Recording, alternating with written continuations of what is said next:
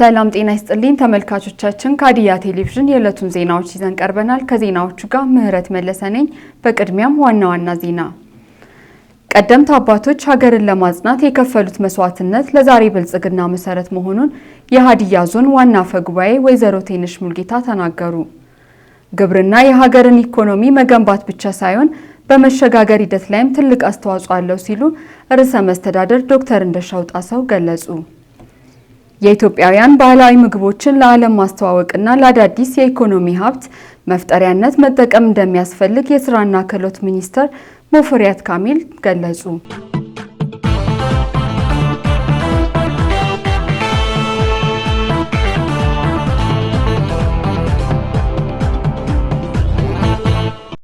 ለዝርዝር ወደ መረጥናቸው ዜናዎች እናልፋለን። አብራችሁን ቆዩ።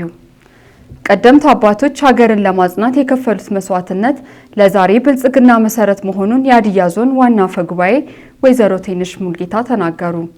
ሰንደቅ ዓላማችን ለኢትዮጵያ ታላቅ የከፍታ ዘመን ብስራት፣ ለብሔራዊ አንድነታችን፣ ለሉዓላዊነታችንና ለኢትዮጵያ ህዳሴ በሚል መሪ ሀሳብ የሰንደቅ ዓላማ ቀን ለ18ኛ ጊዜ በሆሳዕና ከተማ በተለያዩ ዝግጅቶች ተከብሯል። ቤተልሔም ደመቀ ተጨማሪ አላት።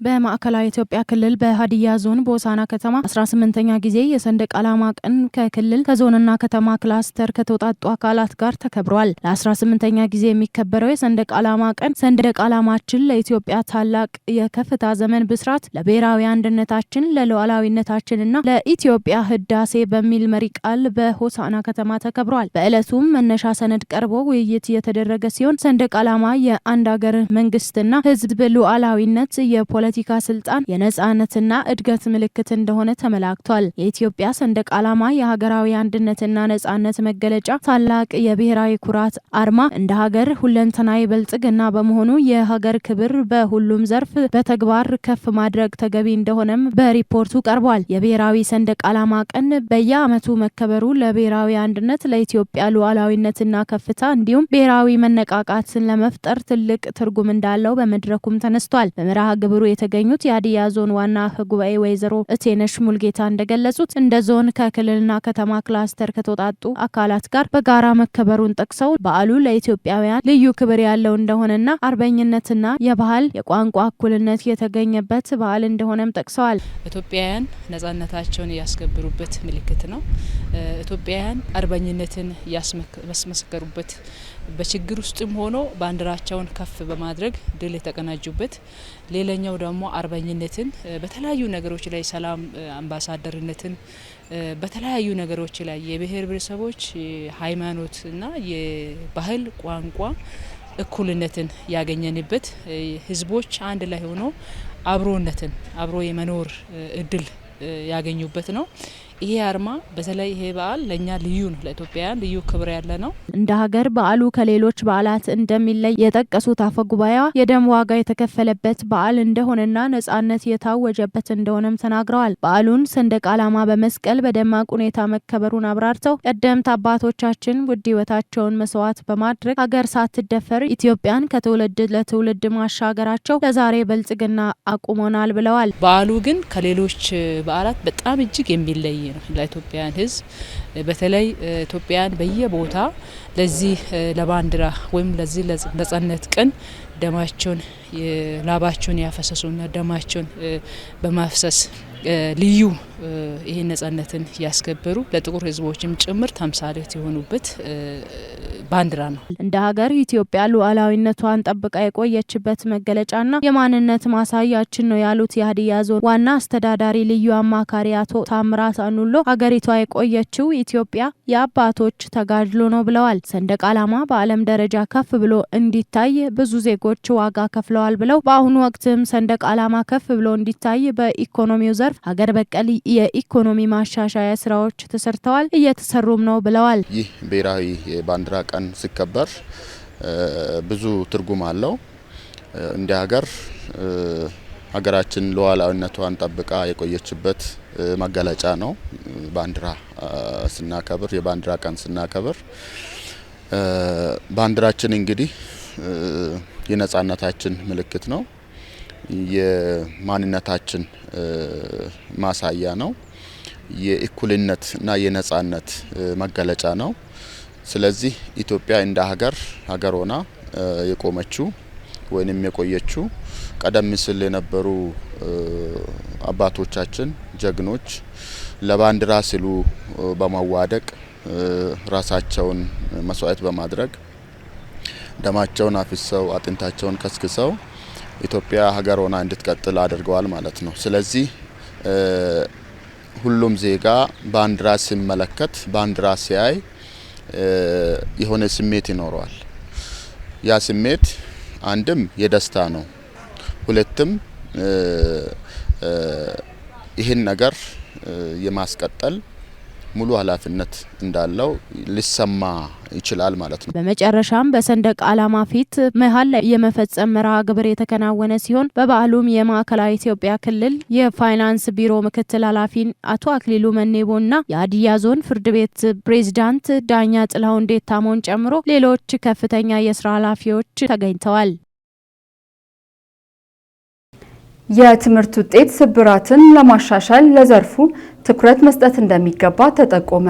ልጅ ጎጎ የልቀት አዳሪ ትምህርት ቤት ለ7ኛ ዙር የትምህርት ማስጀመሪያ ፕሮግራም አካሂዷል። ተጨማሪ ያለን በማስጀመሪያ ፕሮግራም ላይ የተማሪ ወላጅ ቀንና የተማሪዎች ቅበላ እንዲሁም የ2017 የትምህርት ዘመን ከፍተኛ ውጤት ላስመዘገቡ ተማሪዎች የሽልማት ስነ ስርዓትም ተካሂዷል። በማስጀመሪያ ፕሮግራም ላይ የተገኙት የሀዲያ ዞን ትምህርት መምሪያ ተወካይ አቶ አድናው አብዮ እንደተናገሩት እንደ ሀገር የገጠመውን የትምህርት ውጤት ብስራትን ለማሻሻል እንደ ልጅ ጎጎ የልቀት አዳሪ ትምህርት ቤቶችን በማስፋትና ለዘርፉ ልዩ ትኩረት ተሰጥቷል። በተማሪ ብዛት ዞኑ በክልል ደረጃ ግንባር ቀደም እንደሆነ አንስተው በተማሪ ብዛት ብቻ ሳይሆን የተማሪ ውጤትም ከአመት ዓመት እየተሻሻለ መምጣቱንና ብዙ መስራት እንደሚጠይቅም ተናግረዋል። ልጅ ጎጎ ትምህርት ቤት ያስፈተናቸውን ተማሪዎች ሙሉ በሙሉ በማሳለፍ በአገር አቀፍ ደረጃ የአካባቢውን ስም በበጎ ያስጠራ ትምህርት ቤት መሆኑንም ገልጸው ይህ ተጠናክሮ መቀጠል እንዳለበትም ተናግረዋል።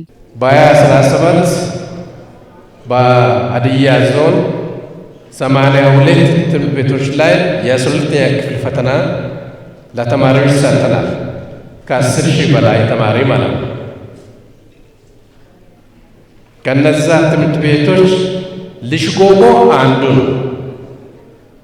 የልጅ ጎጎ ትምህርት ቤት ያስፈተናቸውን ተማሪዎች ሙሉ በሙሉ ማሳለፍ ብቻም ሳይሆን በከፍተኛ ውጤት በአገር አቀፍ ደረጃ 500ና ከበዛ በላይ ተማሪዎችን በማሳለፍ አንዱ ታዋቂ ትምህርት ቤት አካባቢያችንና ሕዝባችንም ያኮራ ትምህርት ቤት ነው። ስለዚህ በጣም ተጠናክሮ መቀጠል አለበት። የትምህርት ስራ ውጤታማ ለማድረግ የተቀናጀ ድጋፍ እንደሚያስፈልግ አንስተዋል። በቀጣይ ከፍተኛ ውጤት የሚያስመዘግቡ ተማሪዎችን ለማብዛት አስፈላጊ ነገሮችን ለማሟላት መምሪያው ቁርጠኛ መሆኑንም ተናግረዋል። የትምህርት ቤቱ ስራ አስኪያጅ አቶ ደስታ ዴቱሬ እንደገለጹት ልጅ ጎጎ የልቀት አዳሪ ትምህርት ቤት በሀዲያ ልማት ማህበር እንደሚተዳደርና በ8ኛ ክፍል ብሔራዊ ፈተና ላይ ከፍተኛ ውጤት ያስመዘገቡ ተማሪዎች ከ75 በላይ በማምጣት የሚማሩበት ትምህርት ቤት ነው። ትምህርት ቤቱ በእውቅና ክህሎት ችግር ፈቺና የሀዲያን ስም በበጎ የሚያስጠሩ ተማሪዎችን ማፍራት እንደሆነ ተናግረው ሁሉም ትምህርት ቤቱን ሊደግፍ እንደሚያስፈልግ አስረድተዋል። የትምህርት ቤት ሀዲያ በራሱ አቅም ያደራጀ ያቋቋመ ትምህርት ቤት ነው። በሀዲያ ልማት ማህበር ስር እንዲተዳደር አድርጎ የሀዲያ ዞን መንግስትም ድጋፍ እያደረገ ያቋቋመበት ትምህርት ቤት ነው። ከዚህ መነሻ የሀዲያ ህዝብ አይን ብሌን ሆኖ የታየበት ምክንያትም በስራ ውጤት ተማሪዎች የተሻለ ውጤት ማስመዝገብ ስለጀመሩና እና የትምህርት ውድቀት ባለበት ደግሞ ሁሉም ተማሪ ማለፍ በቻለበት ስለዚህ ይሄ ትምህርት ቤት አንድም ተማሪ እንዲወድቅ ህዝቡ አይፈልግም።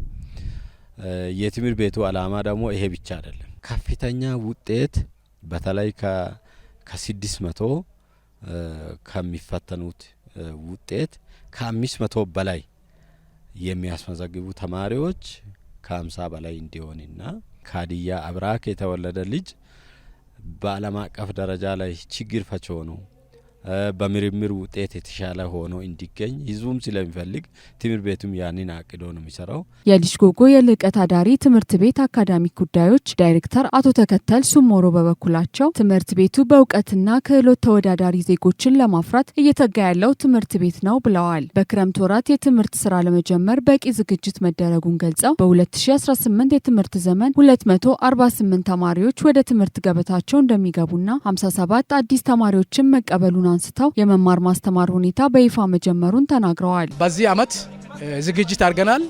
ቀድሞ ከተደረገው ዝግጅት የተሻሉ ዝግጅቶችን ጨምረን ለማድረግ ተሞክሯል። ከምግብ ዝግጅት ጋር፣ ከአዳራሽ መዝናኛዎች ዝግጅት ጋር፣ ከተማሪዎች መዝናኛ ዝግጅት ጋር፣ ሌሎች ከመማር ማስተማር መምህራንን ከማደራጀት ጋር፣ ብቁ የሆኑ መምህራኖችን መልምለን ከማዘጋጀት ጋር ዝግጅት አጠናቀን ስራ ጀምረናል። በዚህ አመት እንግዲህ 248 ተማሪዎችን መዝግበን ስራ እንጀምራለን። አዳዲስ 57 ተማሪዎች ተጨምረዋል። እነዚህን ተማሪዎች እግዚአብሔር ቢፈቅድ ያው በከፍተኛ ውጤት ማለፍ እንዲችሉ በዛሬ ዕለት ፕሮግራማችን ላይ ከፍተኛ ውጤት ኤክሰለንስ የተባለውን ውጤት ያስመዘገቡ 37 ተማሪዎችን በመሸለም 85 ተማሪዎች ደግሞ በቬሪ ጉድ ከ90 በላይ ያስመዘገቡ መሆናቸውን እውቅና በመስጠት ሌሎችንም ተማሪዎች በማበረታታት ተማሪዎች እንዲዘጋጁ ስራቸው ለትኩረት እንዲያደርጉ መመሪያና ደንቦችን በማዘጋጀትና በማንበብ ወላጅና ተማሪ በዚህ ተግባብቶ ስራ ላይ ለመጀመር ያው የበኩላችን ዝግጅት ጀምረን ከነገ ጀምሮ የክፍል ትምህርት ተጠናክሮ የሚጀምርና የአመቱን ውጤት ከፍ ለማድረግ ተረባርበን የምንሰራ ይሆናል ማለት ነው። የመማር ማስተማር ሁኔታ የተቀላጠፈ እንዳይሆን ማነቆ የሆኑ የመሰረተ ልማት ችግሮችን ለመፍታት ሁሉም የድርሻውን ሊወጣ እንደሚገባ አሳስበዋል። በትምህርት ማስጀመሪያና አዳዲስ ተማሪዎች ቅበላ ላይ የተገኙት የተማሪ ወላጆች በበኩላቸው በዚህ ትምህርት ቤት ልጆችን በማስገባታቸው ለነገ ትልቅ ቦታ እንደሚደርሱም እንደማይጠራጠሩ ተናግረዋል። ትምህርት ቤቱ የትምህርት ብስራትን ለመጠገን እየሰራ ያለው ተቋም በመሆኑ ሁሉም በአቅሙ መደገፍ እንዳለበትም አንስተዋል። ቦታ ላይ እንዲህ አይነት ተቋም መፈጠሩ ለማህበረሰባችን ለሀዲያ ህዝብ ትልቅ ነገር ነው፣ ትልቅ እድልም ነው። ለወደፊትም ለብዙ ነገሮች ከዚህ ቦታ ላይ ብዙ ልጆች የሚፈልቁበት ከመሆኑ አንጻር ያየሁት ነገር በጣም የሚያስደስትና ደስ የሚል ነው። ትምህርት ቤቱ በአዲስ የተቀላቀሉ ተማሪዎችም ትምህርት ቤቱ የሁል ጊዜ ፍላጎታቸው እንደሆነና በመቀላቀላቸው ደስተኛ መሆናቸውን ገልጸው በቆይታቸው በመልካም ስነ ምግባር የታነጹ ሆነው በእውቀትም የተሻለ ደረጃ ለመድረስ እንደሚሰሩ ተናግረዋል። እዚህ ትምህርት ቤት በመግባቴ በጣም ደስተኛ ነኝ። ምክንያቱም ሃይስኩልን ልቀት ባለው ትምህርት ቤት ውስጥ እንደመማር ምንም ደስ የሚል ነገር የለምና ለራሴም ለወደፊት ለፊቸሬም ቢሆን በተሻለ ትምህርት ቤት ራሴም ባግኘቴ ወይም ደግሞ እዚህ ላይ በመድረሴ በራሴም በሌሎችም አካባቢ ላይ ባሉ ሰዎች ደስተኛ እንደሚሆኑም እኔም ደስተኛ ነኝ ማለት ነው። ስፔስ ሳይንስ ነው መማር የሚፈልገው። አስትሮኖሚካል ዩኒየን ጆን ማድረግ ፈልጋለሁ። እዛ ገብቼ የኢትዮጵያን ስም በዓለም አቀፍ ደረጃ ማስጠራት ፈልጋለሁ። ግብርና የሀገርን ኢኮኖሚ መገንባት ብቻ ሳይሆን በመሸጋገር ሂደት ላይም ትልቅ አስተዋጽኦ አለው ሲሉ ርዕሰ መስተዳድር ዶክተር እንዳሻው ጣሰው ገለጹ። ለምለም ዩኤል ተጨማሪ አላት።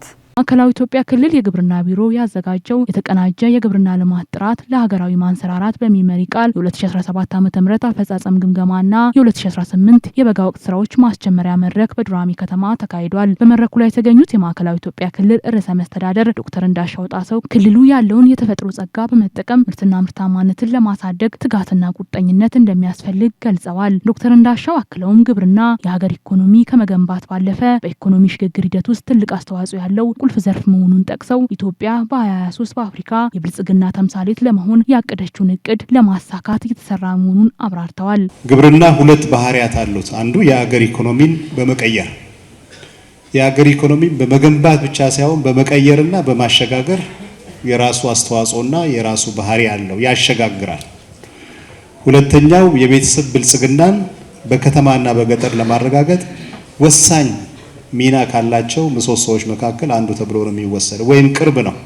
እነዚህን ይዘን በ2023 በአፍሪካ ደረጃ የብልጽግና ተምሳሌት ከሚሆኑ ሀገሮች መካከል ለመግባት ትልቅ ስራ የተሰራ መሆኑን መውሰድ ያስፈልጋል። እቅዱ ግብርናን በዘመናዊ መንገድ በማልማት ወደ ውጭ የሚላኩ ምርቶችን ማሳደግ፣ ከውጭ የሚገቡ ምርቶችን መቀነስ እንዲሁም ህብረተሰቡን ከተረጂነት ወደ ምርታማነት መለወጥ እንደሚያስፈልግ አመላክተው ሁሉም ባለድርሻ አካላት ይህንን ሀገራዊ እቅድ በቅንጅት መስራት እንዳለባቸውም ተናግረዋል። ሁለተኛው ኤክስፖርት ማሳደግ ነው። ሌላው የኢምፖርት መቀነስ ነው። ከተረጂነት ወደ ምርታማነት ብሎም ወደ ረጂነት በሙሉ ስራዎቻችን ሲጠቃለሉ እሱ አካባቢ ነው የሚታየው። ርዕሰ መስተዳደሩ በክልሉ ግብርና ውጤታማ እንዲሆን ጥራት ያለው እቅድ ማቀድ፣ ሁሉንም የግብርና ስራዎች በስሌትና በወቅቱ መስራት፣ አርሶ አደሮችን የሚያደናቅፉ ችግሮችን መቅረፍ፣ ግብአቶችን በአግባቡ መጠቀም፣ ምርቶችን በጥራት ለገበያ ማቅረብና ተገቢውን ክትትልና ድጋፍ ማድረግ ወሳኝ መሆኑን አሳስበዋል። ምርታማነትን ለማሻሻል አንደኛው በጊዜ መስራት ነው። በጊዜ ይህን በማድረግ ምርታማነትን ማሻሻል፣ የተመረተ ምርትን በአግባቡ ወደ ገበያ ማውጣት። የኢፌዴሪ ግብርና ሚኒስትር ዴኤታ ዶክተር መለሰ መኮንን በበኩላቸው በክልሉ እየተከናወኑ ያሉ የግብርና ስራዎች ሀገር አቀፍ እቅዶችን ለማሳካት ትልቅ አስተዋጽኦ እንደሚያደርጉ ገልጸዋል። የሀገርን ሀብት፣ የክልሎቻችንን ጸጋ፣ ያለንን አጠቃላይ ሁኔታና ሀብት በአግባቡ በመረዳት የሀገር በቀል ኢኮኖሚክ ሪፎርም ማሻሻያ ተደርጓል። ግብርና በገጠር የሚገኘውን አብዛኛው ህዝባችንን ኑሮ መሰረት ስለሆነ በገጠር የሚኖሩ ወንዶችና ሴቶች ወንድሞቻችንና እህቶቻችንን የስራ እድል መፍጠር ነው ትልቁ ስራ። እነዚህን ኦቨርኦል ሰርተን ደግሞ አሁን ትልቅ ስራ ተደርጎ የተያዘውና መሆንም ያለበት የአርበኝነት ስራ ነው ተብሎ እየሰራ ነው ያለው የምግብ ሉዓላዊነትን እንደ ሀገር ማረጋገጥ ነው። መንግስት ግብርናውን ለማዘመንና ህብረተሰቡን ከተረጂነት ወደ ምርትና ምርታማነት ለማሸጋገር የያዘውን አቅጣጫ ተግባራዊ ለማድረግ ሁሉም ባለድርሻ አካላት በትኩረት እንዲሰሩ አሳስበዋል። በምክትል ርዕሰ መስተዳደር ማዕረግ የገጠር ክላስተር አስተባባሪና የግብርና ቢሮ ኃላፊ አቶ ኡስማን ሱሩር በክልሉ በ2017 ዓ.ም ከክልል እስከ ታችኛው መዋቅር በተሰሩ ስራዎች በግብርናው ዘርፍ የተሻለ አፈጻጸም መመዝገቡን ገልጸዋል። ግብርና ለሀገራችን ኢኮኖሚ ግንባታና ሀገራዊ ማንሰራራትን ለማፋጠን ግንባር ቀደም ዘርፍ ነው። በመሆኑም ባለፉት 2 ዓመታት የክልሉ ግብርና ቢሮ ግብርናን ለማዘመን ዘርፈ ብዙ ጥረት ሲያደርግ ቆይቷል። በተለይም ተከታታይነት ያለው ህብረተሰብ አቀፍ ንቅናቄ በማካሄድ በእቅዶቻችንና በአፈጻጸም አቅጣጫዎቻችን ከክልል እስከ ቀበሌ ህብረተሰቡን መግባባቶቻችንን ተስፋ ሰጪ የምርታማነት እድገትና የህዝብ ተጠቃሚነት እየተረጋገጠ መጥቷል።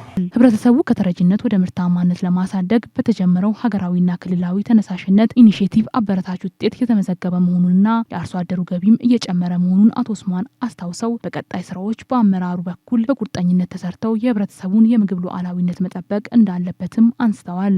አምራቾችን ግብርናን የበለጠ ለማዘመንና የምርታማነት የሚያሳድጉ ቴክኖሎጂዎችና አዳዲስ ሀገራዊና ክልላዊ ኢኒሼቲቮችን እንዲጠቀሙ ከዚህ ቀደም ብዙም በክልላችን ያልተለመዱ ከፍተኛ የኢኮኖሚ ጠቀሜታ ያላቸውን የምርት አይነቶችን እንዲያመርቱ በ2018 የበጋ ወቅት የተቀናጀ ግብርና ልማት ንቅናቄ ዋናው ትኩረትም የሚሆነው በ2017 በግብርና ሴክተር ያሳካናቸውን ምርጥ ልምዶች አጠናክሮ በማስቀጠል በማስፋፋት ምርታማነትን የማሳደግና የህዝብ ተጠቃሚነትን ለማረጋገጥ በትጋት ይሰራል። በመድረኩ ላይ የተሳተፉ ተሳታፊዎች በሰጡት አስተያየት የግብርናውን ዘርፍ ለማሳደግ ቴክኖሎጂን በአግባቡ መጠቀም እንደሚገባ ጠቁመው በክልል ውስጥ ያሉ እምቅ የተፈጥሮ ጸጋዎችን በትኩረት በመጠቀም በሀገርና በክልል ደረጃ የተቀመጡ ተነሳሽነቶችን ማሳካት እንደሚቻል ገልጸዋል። በመጨረሻም በክልሉ ለተሻለ ግብርና አጠቃቀም ውጤት ላመጡ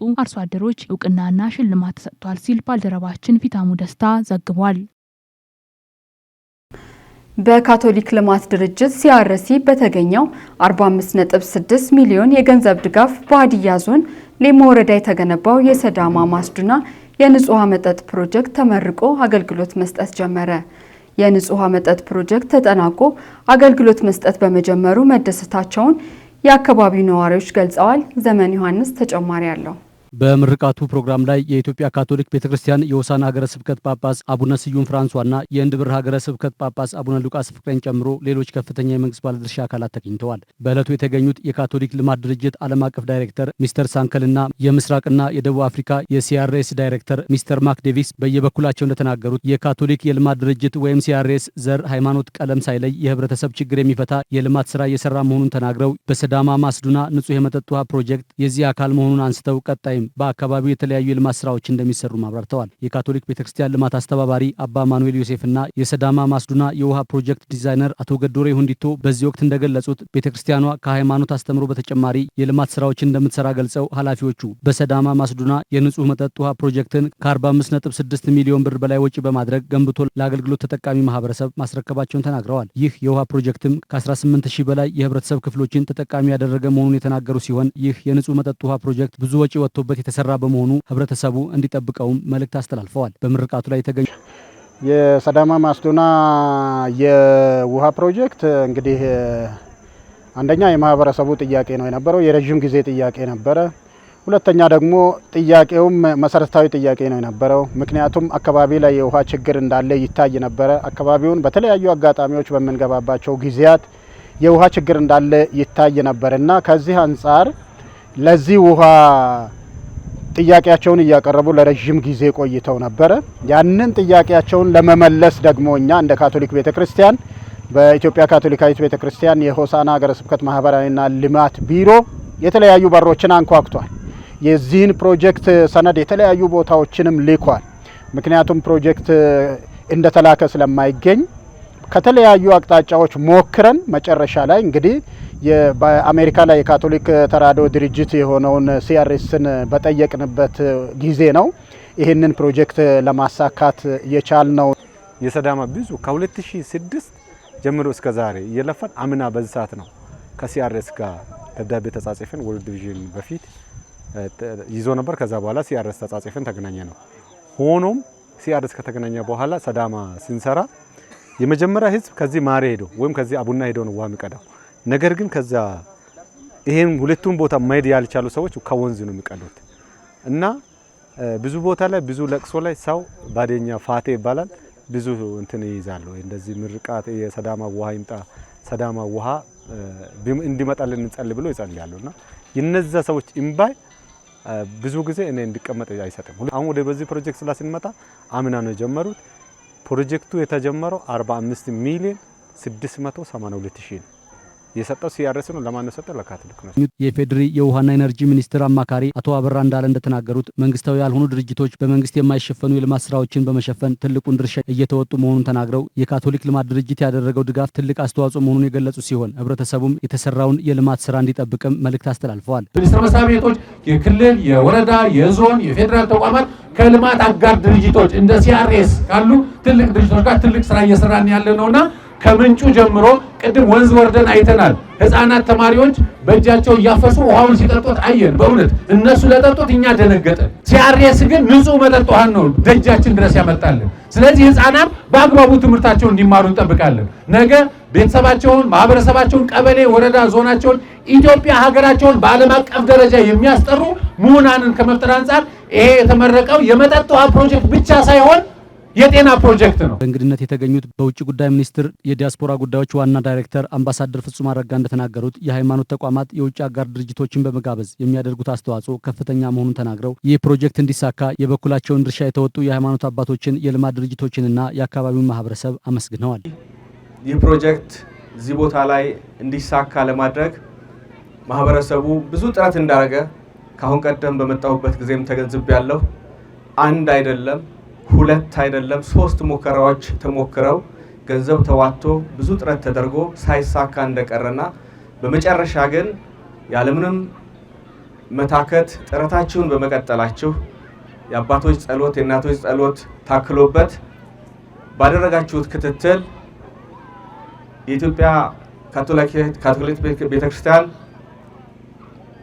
የሆሳና ሀገረ ስብከትም በጋራ በመሆን ሲአርኤስ የገንዘብ አቅርቦት በማድረግ አፈጻጸሙን ደግሞ ከክልል ዞን፣ ወረዳ ጋር በመቀናየት ከቀበሌው ጋር በመቀናየት በዚህ መልክ ይህ ፕሮጀክት እንዲሳካ ስለደረገ እጅግ አድርገን ልናመሰግናቸው ይገባል። የማዕከላዊ ኢትዮጵያ ክልል የውሃና መስኖ ኢነርጂ ቢሮ ኃላፊ አቶ ዳዊት ኃይሉ እንደገለጹት በክልሉ በርካታ አካባቢዎች የንጹህ መጠጥ ውሃ እየተሰራ ቢሆንም የህብረተሰቡን የንጹህ መጠጥ ውሃ ፍላጎት ማሟላት አለመቻሉን አንስተው ይህንን ድጋፍ ያደረገውን የካቶሊክ ልማት ድርጅትን አመስግነዋል። አቶ ዳዊት አክለውም በክልሉ በርካታ አካባቢዎች የንጹህ መጠጥ ውሃ ተደራሽነት ላይ ክፍተት መኖሩን አንስተው ድርጅቱ አሁን የተለመደውን ትብብር እንዲያደርግም ጠይቀዋል። የሀዲያ ዞን የውሃና መስኖ ኢነርጂ ጽሕፈት ቤት ኃላፊ አቶ መለስ ኃይሌ በበኩላቸው በዞኑ የንጹህ የመጠጥ ውሃ ሽፋን 47 በመቶ ብቻ መሆኑን ተናግረው የሰዳማ ማስዱና ቀበሌ የንጹህ መጠጥ ውሃ ፕሮጀክት ገንብቶ የሰጠውን የካቶሊክ ልማት ድርጅትን ያመሰገኑ ሲሆን ቀጣይም መሰል ድጋፎች እንዲደረግም ጠይቀዋል። የሌሞ ወረዳ ዋና አስተዳዳሪ አቶ ታደለ ደምሴ እንደተናገሩት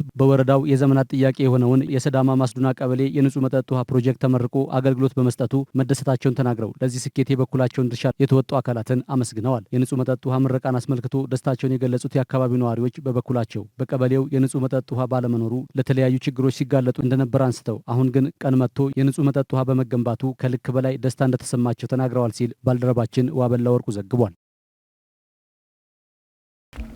የድህረ ምርት ብክነትን ለመቀነስና ምርትና ምርታማነትን ለማሳደግ አርሶ አደሩ የግብርና ሜካናይዜሽንን በስፋት ጥቅም ላይ እንዲያውል የሚደረጉ ተግባራትን ተጠናክሮ እንደሚቀጥሉ የግብርና ሚኒስቴር አስታወቀ። ለምለም ቪል ተጨማሪ አላት።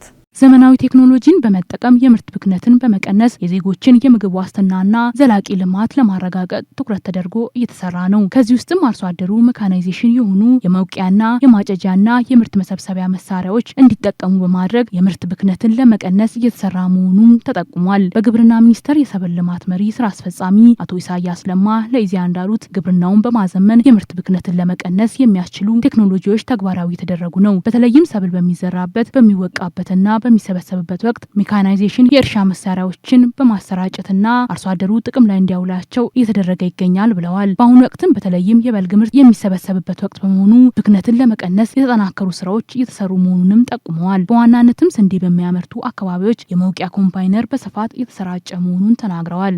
የመውቂያ መሳሪያዎችን ማሰራጨት እንዲሁም ደግሞ የኮምባይን ሃርቨስተሮችን እንዲጠቀሙ የማድረግ ስራዎችን በተለይ ስንዴ በሚያመርቱ አካባቢዎች ላይ ትኩረት ተደርጎ እየተሰራ ነው። ሌላው ደግሞ በሌሎች አካባቢ ደግሞ የመውቂያ መሳሪያዎች ላይ ትኩረት እንዲያደርጉ እንዲሁም ደግሞ በልግ ሁለተኛ ዝናባቸው የሚሆንባቸው አካባቢዎች ላይ ደግሞ በተለይ እርጥበትን ጠብቆ በወቅቱ የመሰብሰብ ስራዎች ላይ ትኩረት የማድረግ ስራዎችን እየሰራ እንገኛለን። የኢትዮጵያ ግብርና ትራንስፎርሜሽን ኢንስቲትዩት ዋና ዳይሬክተር ዶክተር ማንደፍሮ ንጉሴ በበኩላቸው ምርትና ምርታማነትን ለማሳደግ አርሶ አደሩ የተለያዩ ቴክኖሎጂዎችን እንዲጠቀሙ እየተደረገ ነው። በተለይም በኩታ ገጠም የሚያርሱ አርሶ አደሮችን በማደራጀት በጋራ እንዲሰሩና የምርት ብክነት እንዲከላከሉ ለማድረግ እየተሰራ መሆኑን ጠቅሰዋል። የምርት ብክነት ከዘር ወቅት አንስቶ ምርቱ ወደ ጎተራ እስኪገባ የሚከሰት በመሆኑ አርሶ አደሩ ዘመናዊ እርሻ መሳሪያዎችን እንዲጠቀም እየተደረገ ነው ብለዋል። በተለይም አትክልትና ፍራፍሬ ምርቶች ላይ ብክነት የሚደርሰው በሚጓጓዝ በት ወቅት በመሆኑ በዋናነት ወደ ውጭ የሚላኩ ምርቶች የተሻሉ ማጓጓዣ እንዲጠቀሙ እየተደረገ ነው ብለዋል። በጣም ከፍተኛ ብክነት የሚደርስበት ተብሎ የሚታሰበው ወይም ደግሞ መረጃ ያለን በፍራፍሬ ላይ ነው። ሁለተኛው በአትክልት ላይ ነው። ከሌሎቹ ሰብሎች ጋር ሲነጻጸር ከፍተኛ ብክነት የሚደርሰው በእነዚህ ላይ ነው። ይሄ አንደኛ ከማምረት ጋር የተያያዘ ነው። ወደ ሜካናይዜሽን የምንወስዳቸው እነዚህ ኩባንያዎች በሜካናይዜሽን እንዲጠቀሙ፣ በትራክተር እንዲጠቀሙ፣ በመዝሪያ እንዲጠቀሙ፣ በሃርቨስተር እንዲጠቀሙ እናደርጋቸዋለን እና ትልቅ ብክነትን ይከላከላል። ይሄ ኳሊቲ ደግሞ ዲተሪዮሬት እንዳያደርግ በኮምባይነር በሚጠቀሙበትና መሬት ላይ በሚወቃበት ጊዜ ከፍተኛ ልዩነት ነው ያለው። ይሄ በማሽን ታጭዶ በማሽን ተወቅቶ ቀጥታ ወደ ጎተራ ወይም ወደ ጆንያ የሚገባ ምርት ስለሆነ አንዱ የምንሰራው ሜካናይዜሽን ላይ ነው። እንደ ኢዜአ ዘገባ ብክነትን መቀነስ ምርትና ምርታማነትን መጨመር ነው የሚሉት ዋና ዳይሬክተሩ ብክነትን ለመቀነስ የሚከናወኑ ተግባራት አርሶ አደሩን ተጠቃሚ ከማድረግ ባለፈ በአገር ኢኮኖሚ እድገት ላይ አዎንታዊ አስተዋጽኦ ያበረክታል ነው ያሉት። ብክነት መቀነስ ማለት ምርት መጨመር ማለት ነው። ብክነት መቀነስ ማለት ተጨማሪ ገቢ ለአርሶ አደር ማስገኘት ነው። ብክነትን መከላከል ኢኮኖሚያዊ ጠቀሜታ ብቻ ሳይሆን ማህበራዊ ጠቀሜታም አለው። ጤናማ የሆነ አርሶ አደር፣ ጤናማ የሆነ ኮንሱመር ወይም ሸማች ጤንነቱ ብቻ ሳይሆን ጥሩ አምራች ኃይል ይወጣዋል ማለት ነው።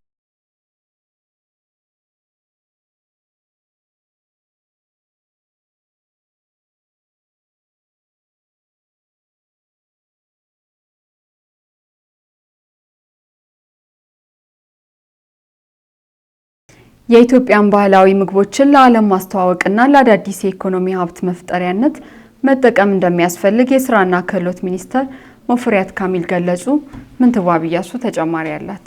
በቱሪዝም ማሰልጠኛ ኢንስቲትዩትና ኩሪፍቱ ሪዞርት የአፍሪካ መንደር ትብብር የኢትዮጵያ ባህላዊ ምግቦች ፌስቲቫል ተካሂዷል። የስራና ክህሎት ሚኒስትር ሙፈሪያት ካሚል በዚህ ወቅት ፌስቲቫሉ የኢትዮጵያውያንን ባህላዊ ምግብና መጠጦች ለማስተዋወቅ ትልቅ ትርጉም የሚሰጠው ነው ብለዋል። በክህሎት ልማትና በስራ ዕድል ፈጠራ የኢትዮጵያን የብልጽግና ተምሳሌትነት የሚያረጋግጡ ወሳኝ ስኬቶች እየተመዘገቡ እንደሚገኙም ተናግረዋል። ኢትዮጵያውያን ባህላዊ ምግቦች በርካታ አዳዲስ የኢኮኖሚ ሀብት መፍጠር የሚችሉ እሴቶች መሆናቸውን አንስተዋል። ባህላዊ ምግቦቻችን የኢትዮጵያን መልከ ብዙነት የሚገልጡ የህብረ ብሔራዊነታችን እሴቶች ናቸው ያሉት ሚኒስትሯ እነዚህን ሀብቶች በኢኮኖሚ እንቅስቃሴ ውስጥ የገቢ ምንጭ፣ የስራ ዕድል መፍጠሪያ ማድረግ እንደሚያስፈልግም ገልጸዋል።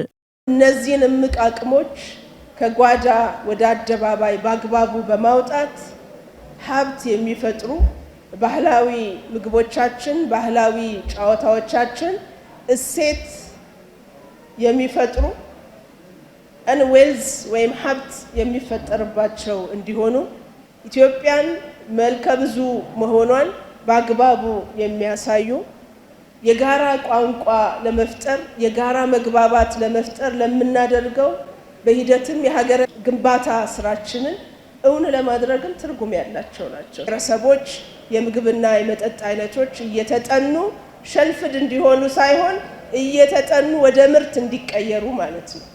የዛሬው መንገድ እነዚህን ስራዎች ወደ ምርት፣ ወደ ሀብት፣ ወደ ገበያ የማውጫ መንገዶች ናቸው። የቱሪዝም ማሰልጠኛ ኢንስቲትዩቱ ዋና ዳይሬክተር አቶ ጌታቸው ነጋሽ ኢትዮጵያ በዘላቂነት ከቱሪዝም ተጠቃሚ መሆን የሚችልባቸው ጸጋዎች ባለቤት ናት ብለዋል። ኢንስቲትዩቱ የኢትዮጵያን ባህላዊ ምግብና መጠጦች ለዓለም አቀፍ ማህበረሰብ እንዲተዋወቁ የጥናትና ምርምር እንዲሁም ሙያዊ የማማከር ተግባራትን እያከናወነ መሆኑን ተናግረዋል። በዚህም በጥናት የተለዩ የኢትዮጵያን ባህላዊ ምግብና የቱሪዝም ማሰልጠኛ ኢንስቲትዩት ላለፉት በርካታ ዓመታት በሆቴልና ቱሪዝም ዘርፍ የስልጠና የምርምርና የማማከር አገልግሎቶችን በመስጠት ዘርፉን ሲደግፍ የቆየ አንጋፋ ተቋም ነው። ኢንስቲትዩቱ ረጅም ጊዜ ያካበታቸውን ልምዶች ተጠቅሞ በተለያዩ የሀገራችን ክፍሎች ከህዝብ እይታ ተደብቀው ለሀገር ውስጥ ጎብኚዎችም ሆነ ለውጭ ቱሪስቶች ያልታዩ ወይም እምብዛም ትኩረት ያልተሰጣቸውና በየክልሉ የሚገኙ የቱሪዝም ፖቴንሻልና የባህላዊ ምግቦችና መጠጦች በሳይንሳዊ መንገድ ተጠንተው በተጠቃሚ ማህበረሰብ ዘንድ ኢኮኖሚያዊ ፋይዳ እንዲኖራቸው ለማስቻል በልዩ ትኩረት እየሰራ ይገኛል። የኩሪፍቱ ሪዞርቶች ባለቤት አቶ ታሪዮስ ጌታቸው የኩሪፍቱ አፍሪካ መንደር የኢትዮጵያ ባህላዊ ምግቦችን ለዓለም አቀፍ ማህበረሰብ እያስተዋወቀ እንደሚገኝ ጠቁመዋል። በዛሬው መክፈቻ ዝግጅት ከስራና ክህሎት ሚኒስቴርና ቱሪዝም ማሰልጠኛ ተቋም ጋር በመተባበር የተለያዩ ብሔር ብሔረሰቦች ምግብ አሰራርና ባህል የምናከብር ሲሆን እንደውም ይህን ሀገራችን ኢትዮጵያ የምናስተዋውቅበት ወር የስነ ጥበብ ትዕይንት፣ የሀገራዊ ምርቶች ባዛር፣ በፋሽን ሾው ዝግጅት እንዲሁም ኢትዮጵያዊ ባህላዊ ድግስም ለ6 ሳምንታት እስከ ህዳር 14 ድረስ እየተከበረ የሚቀጥል ይሆናል። የአማራ ክልልን በመወከል የባህል ምግቦችን በፌስቲቫሉ ያቀረቡት ቡዛየው ሞላ የምግብ ፌስቲቫሉ የብሔር ብሔረሰቦችን ባህላዊ የምግብ ስርዓት ለማስተዋወቅ ጉልህ ፋይዳ አለው ብለዋል። የቤንሻንጉል ጉሙዝ ክልልን በመወከል የባህል ምግቦችን ያቀረቡት መልሄ ታሚት በበኩላቸው የብሔር ብሔረሰቦችን አንዱ የሌለውን የባህል ምግብ አሰራርና አዘገጃጀት እንዲያውቅ እድል መፍጠሩን ገልጸዋል። ዶሮ ወጥ ነው ማለት ነው የምናስተዋውቀው ማለት ነው። ይሄ ቂጣ ነው። በቡና ቁርስ ጊዜ የሚቀርብ አዋዜና ቅቤ፣ የቅቤ ኩርፊ ይባላል። እሱ ተቀብቶ ማለት ነው የሚቀርበው። ይሄኛው ህብስት ነው። የዶሮ ዳቦ የሚባለው ዶሮ ነው። ሙሉ ዶሮና ሙሉ እንቁላል ሆኖ የሚደፋ ማለት ነው። እንዲህ አይነት ነገሮች ቢለመዱና ሁሌም እንዲህ ነገርና አንድነትን ይፈጥራሉ ብዬ አምናለሁ። በእኔ ሀሳብ ማለት ነው። ጥሩ ነው ብዬ ነው የማስበው እኔ ማለት ነው። እኛ እንደዚሁ በአማረ መልኩ ብሔር ብሔረሰቦች የኢትዮጵያ ብሔር ብሔረሰቦች እንደዚህ ተገናኝተን ራሱ አንድ ቦታ ላይ ተቀምጠን ይሄ አሁን ለጋራ ሁነን ነው ተቻችለን ነው ሁላችን ተቻችለን የሌለን ነገር እህቴ ያቀረበችልኝ እኔም ያቀረብኩላት ሰርተን እንደዚህ በአማረ መልኩ መዘጋጀቱና ማቅረቡና አንድ ላይ ሆነን በመዘጋጀቱ በጣም ደስ ይላል። በሀዲያ ዞን ባህልና ቱሪዝም መምሪያ የባህልና ቅርስ ባለሙያ ትዕግስት ገብረ ኢየሱስ በፌስቲቫሉ ለሰው ልጅ ጤና ተስማሚ ባህላዊ ምግቦችን በማቅረብ ኢኮኖሚያዊ ተጠቃሚነት ለማሳደግ እያስተዋወቁ መሆናቸውን ተናግረዋል። የስልጤ ዞን ባህልና ቱሪዝም ኃላፊ ዶክተር ይርዳው ናስር ባህላዊ ምግቦች ላይ ጥናት በማካሄድ በኤግዚቢሽን መልክ የማስተዋወቅ ስራው ተጠናክሮ መቀጠል ያለበት የኢኮኖሚ አቅም መሆኑን ገልጸዋል። ከማዕከላዊ ኢትዮጵያ ክልል ከያም ዞን የመጡት ፀሐይነሽ ገብረ ማርያም በብሔረሰቡ የሚዘወተሩ ጠቃሚ የምግብ አይነቶችን በፌስቲቫሉ በማቅረብ የማስተዋወቅ ስራ እየሰሩ መሆናቸውን ገልጸዋል። እንደዚህ አይነት ነገሮች ኦልሞስት የተወሰኑት የተመሳሰለ ነገር ይኖር የተለያየ ነው። ልዩ ልዩ መሆኑ በራሱ የራሱ ደስ የሚል ነገር አለው። በዛም ላይ ደግሞ እነኚህን ግብአቶች ስናቀርብ የወደደው ይበላል። ለቱሪዝም እንደ ቱሪዝም አድርገን መጠቀም እንችላለን ማለት ነው። ገቢ ማስገኛ አድርገን መጠቀም እንችላለን ማለት ነው። አንደኛ መጠናቱ ራሱ ትልቅ እድል ነው። መጠናት ሲባል ዝም ብሎ መጠናት ሳይሆን የእያንዳንዱ እዚች ጋር ያለችው ምግብ ሜኑ አላት። ምን ይጨመራል፣ መቼ ይበላል፣ እንዴት ነው የሚቀርበው፣ አቀራረቡስ በምን ዕቃ ነው የሚቀርበው የሚል ዝርዝር እንትን ተጠንቶ ነው እዚህ የቀረበው ለእያንዳንዷ ምግብ ማለት ነው። ስለዚህ አንዱ መጠናቱ ነው። ሲጠና ለረጅም ጊዜ ይቆያል ማለት ነው። አሁን ደግሞ ዛሬ እድል ገጥሞን በኢትዮጵያ ወር የምግብ ፌስቲቫል ቱሪዝም ኢንስቲትዩቱ ከኩሪፍቱ ጋር ባዘጋጀው ማቅረባችን ራሱ ትልቅ እድል ነው ለኛ ማለት ነው። ስለዚህ ዛሬ በመናቀርበው ባህላዊ ምግብ ላይ የበለጠ ምግባችን እንድናስታውቅ ያደርገናል። በየብሔረሰቡ ያሉ ባህላዊ ምግቦች ከዚህ በፊት በዚህ መልክ እውቅና ያገኙ አልነበሩም። አሁን በዚህ መልክ እንድናቀርብ መደረጉ በዓለም አቀፍ ዘንድ ታውቆ እውቅናን አግኝቶ ያ አካባቢም በደንብ በዓለም አቀፍ በራሱ ባህል እንዲታወቅ ከማድረግ አንፃር ትልቅ ፋይዳ አለው ብለን ነው እኛ እዚህ ይሄን አጋጣሚ ተጠቅመን ወደዚህ የመጣ ነውና ትልቅ አድቫንቴጅ ነው ያለው። በፌስቲቫሉ ላይ ከሁሉም ክልሎች ለማሳያነት የተመረጡ የ31 ብሔር ብሔረሰቦች ባህላዊ ምግቦች ቀርበዋል። እንደ ኢዜአ ዘገባ ፌስቲቫሉ ባህላዊ ምግቦችን በማስተዋወቅ ወደ ገበታ እንዲመጡ ማድረግ፣ የእርስ በርስ ትውውቅን መፍጠር፣ የሀገር ገጽታን መገንባትና የምግብ ቱሪዝም ለማሳደግ ያለመ መሆኑ ተገልጿል።